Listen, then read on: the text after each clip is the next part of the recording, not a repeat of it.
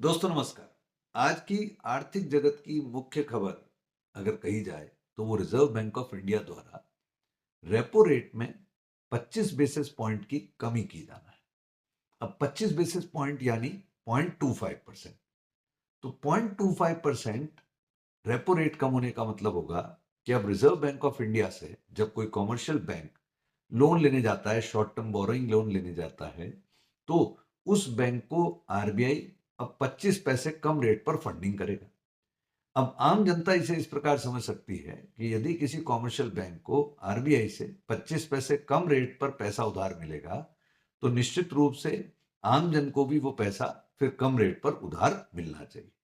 तो सीधे-सीधे शब्दों में दोस्तों ये समझ सकते हैं कि रिजर्व बैंक ऑफ इंडिया जब रेपो रेट कम करता है, तो उसका इम्पैक्ट मार्केट में क्रेडिट ऑफटेक बढ़ोतरी के रूप में देखा जा सकता है। आज की यानी 7 फरवरी 2025 की ये रेपो रेट की गिरावट दोस्तों इसलिए भी महत्वपूर्ण है कि वर्ष 2020 के बाद में अब जाकर के वर्ष 2020 के बाद अब जाकर के रिजर्व बैंक ऑफ इंडिया ने पहली बार रेपो रेट में कटौती करी है। यानी इस दौरान या तो रेपो रेट केवल बढ़ी है या रेपो रेट सेम मेंटेन हुई है, रेपो रेट में कटौती नहीं की गई। तो फरवरी 2025 को इसलिए याद किया जाएगा क्योंकि यहां आकर के आरबीआई ने रेपो रेट में कटौती करी इतने लंबे समय बाद।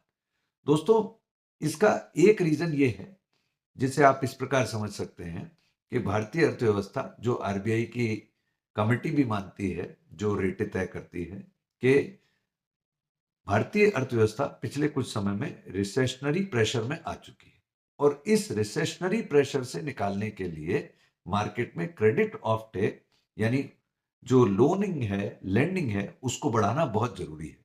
तो जब रेपो रेट कम होगी तो इसका सीधा तात्पर्य यह होगा कि लोगों को कम रेट पर, कम ब्याज दर पर वित्त की व्यवस्था उपलब्ध होगी, लोन की व्यवस्था उपलब्ध होगी, जिसका इंपैक्ट मार्केट में वापस से रिसेशन रिडक्शन के रूप में या कंजम्पशन एनहांसमेंट के रूप में देखा जाएगा।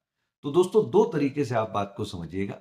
पहला, भारत सरकार ने बजट के थ्रू अगले वित्त वर्ष के लिए जो टैक्सेशन व्यवस्था में न्यू टैक्स रेजिम में छूट दी है, वो भारतीय अर्थव्यवस्था में आने वाले समय में कंजम्पशन बढ़ाने वाला फैक्टर है। और दूसरा फैक्टर रेपो रेट में की गई ये कटौती है।